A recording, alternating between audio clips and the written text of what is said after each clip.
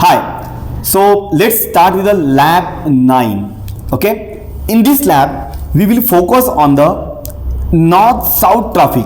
When I say north south means client would like to access the internet via Palo Alto firewall, right? So what are the things should be in place, or what will be the configuration we can do it on the Palo Alto firewall? Clear? So let's go step by step. Number one, we will configure the LAN interface, WAN interface, right? Then we configure the routing, right? Why? Because in order to access the internet, we would require the default route pointing towards the service provider, right? So in this lab, I have configured the endpoint IP address, I have configured the service provider router, and on the service provider router, I have connected the internet link. So our focus is only on the Palo Alto. Okay, so let's get started with the interface configuration. Okay, so where is my Palo Alto firewall? Okay, now number one, go to the network. Okay, under network, go to the zone. Let's first configure the zone ISP-A and LAN zone. Add name is ISP-A, type is L3. Of course, it should be the L3. Then add one more zone, name as a LAN, type L3. Okay, now go and configure the interface, right? Before configure the interface, you cannot configure the routing, okay? Because routing does require the next hop address and the exit interface. Clear? Ethernet 1/1, type is a L3, virtual router default, zone ISP-A, then IP address 100.64.1.1/30. Okay, let's verify, guys. Let's verify. 100.64.1.1. Okay, then go to the advanced. Just enable the interface management profile so that for verification you can able to ping your Palo Alto firewall interface IP address. Okay. Okay, let's move on. Ethernet 1/2, type L3, virtual router default, security zone, LAN, IPv4, add 10.1.10.1/24. This is the default gateway configured on my Linux machine. Then advanced, no need to create a management profile as I already pinged. I already created. Okay, perfect. Next step. I think, guys, I think something is wrong. No, in this topology our interface is a Ethernet 1/3, but accidentally we have configured a IP address on Ethernet 1/2. Remove it. How to remove? Just click on the interface, delete interface, yes. Okay, then click on Ethernet 1/3,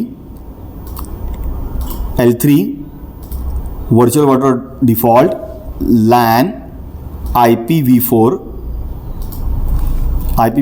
add 10.1.10.1/24, advanced, ping. Okay, perfect. Now interface configuration has been done. Next step, default route, right? So on the firewall, we will add default route 0.0.0.0/0, exit interface Ethernet 1/1, and next hop address, right? What will be the next hop address? Next hop address 100.64.1.2, which is my service provider IP address. Clear? Perfect. Let's move on. Now, how to add static route, right? Go to the network. Under network, you can see the virtual router here, right? Under network, here you can see virtual router, and in the virtual router you will see the default virtual router. Yes, default virtual router, and you can see under default virtual router we have a two interface, WAN interface LAN interface associated. Clear? So then edit your virtual router. Just click on virtual router, then click on the static route, and here you can add a static route. Just add. Okay, perfect. Then add name. You have to define the name. Default route, or you can mention the internet route, whatever, right? It's just a name, right, for the identification. Destination address. What will be the destination address, right? Internet is unknown for us, so the destination IP address is 0.0.0.0/0. Interface. What does it mean? This interface means exit interface. So my exit interface is 1/1, which is connected to the service provider. Next hop IP address. There are several ways. Next hop, you can configure the IP address, you can configure next hop VR, FQDN, discard or none. We will discuss in the detail when we will have the dedicated lab on the virtual router. Okay, so for now let's set default next hop as a IP address, and here I will mention the 100.64.1.2. 1.2 means service provider IP address. Okay, perfect. Administrative distance, metric, route table, everything we'll see later, not now. Okay, this is a very simple lab how we can access the internet. Okay, and okay, perfect.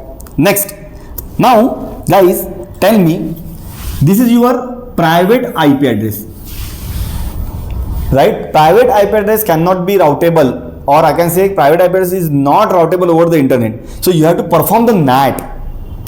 Okay. And most important thing, security policy. Why security policy? Because your traffic is coming on interface Ethernet 1/3, which is in the LAN zone, and your destination 0.0.0 via exit interface 1/1, which is in the ISPA zone, means inter-zone policy. By default, interzone is deny, right? And intrazone is allow. Okay, clear? So let's go and configure the security rule. So or I can say NAT policy. Go to the NAT policy, and here you can add below, and let's configure the NAT policy. Right? Internet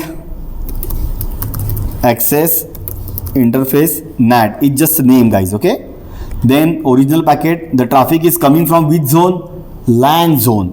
Okay, right. Then destination zone means egress zone, which is my ISPA.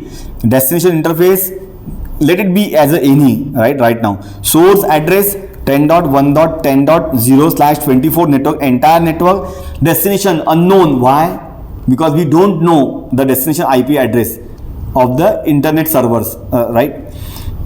See, basically whenever you access the internet, it should be any, because millions of website we have, millions of public IP address we have, right? So it's very difficult to define each individual IP address. That is when we always mention as a any. Translate packet, so do one thing, dynamic IP and port address translation interface address, which interface?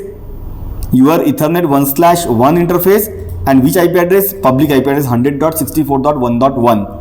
What does it mean, guys? What does it mean? Whenever source IP match under the subnet 10.1.10.0, right? Then translate the source IP address with interface IP address 100.64.1.1. Interface NAT in the Cisco, right? Inside IP NAT inside, IP NAT outside. So this is my inside network and ISP is my outside network. But here we have to mention the zone name. Clear? Okay. And finally, the security policy. Add security policy. Okay. Just name internet access here source zone, of course LAN, right? Source address 10.1.10.0/24. Source user, source device will see later, not now. Destination address ISP-A. Then your application any, URL any, and action allow. Okay. So now you have a security policy and NAT policy in place. Now just go and commit the configuration. I don't think nothing is pending now. Commit is in the progress. Yeah, commit complete successfully. Close. So let's go on the endpoint.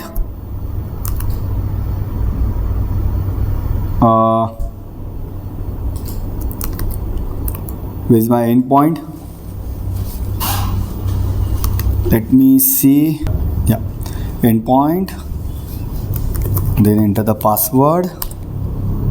Let's troubleshoot not troubleshoot, let's verify one by one. All right, let's initiate the ping from client to its gateway address. Okay, so go to the terminal.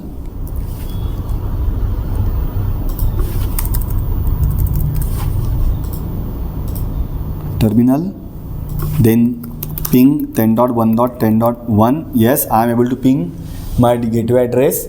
Okay, now try to ping the DNS IP address 8.8.8.8. Ping 8.8.8.8. Okay, yes, I am able to ping the DNS IP address from my machine. It means security policy NAT is working fine. But wait, I got just one reply. Okay, perfect, no problem. Now go and check the internet connection.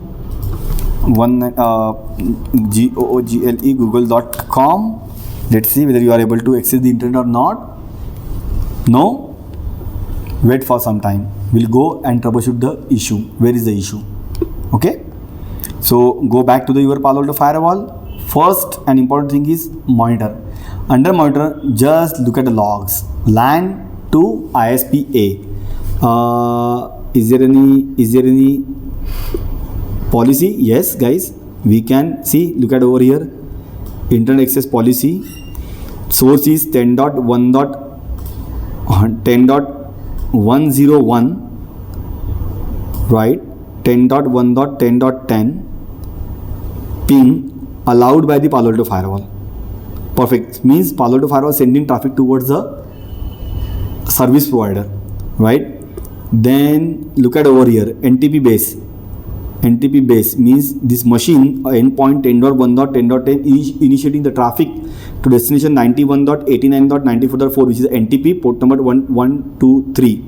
It is also passing by the Palo Alto firewall net internet access policy, right? Currently showing age out, but action is allowed. Okay, bit means this means from our end the traffic is means Palo Alto sending traffic towards the service provider. Okay, go to the endpoint one more time. Okay, no steal. Yeah. See, now you can able to access the internet. Gmail. It's too slow. Everything is virtualized, guys. That is the reason it's too slow. But if you look at over here, Google page is there on the endpoint. Okay, do one thing. Go to the terminal.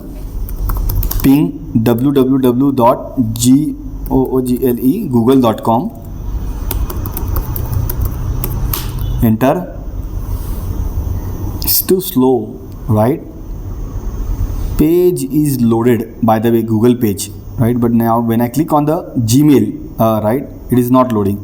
Okay, no problem. Go back to the guys. Go back to the your firewall and look at the logs.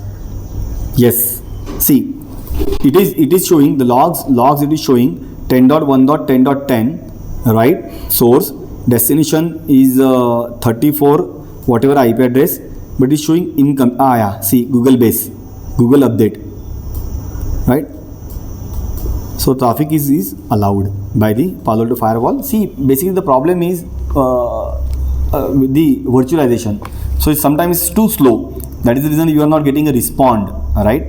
But yes, the internet is working absolutely fine. Let me refresh one more time.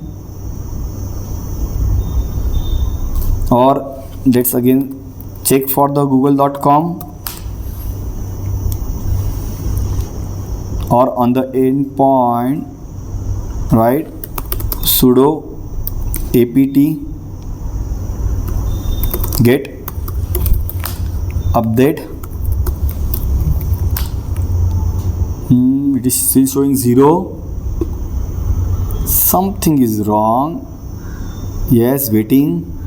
Yeah, Google is load, right? Maybe. Yeah, see, Gmail is there, right? Gmail page is also opened, right? I'm telling you guys, right? Internet is too slow. That is the reason, nothing else.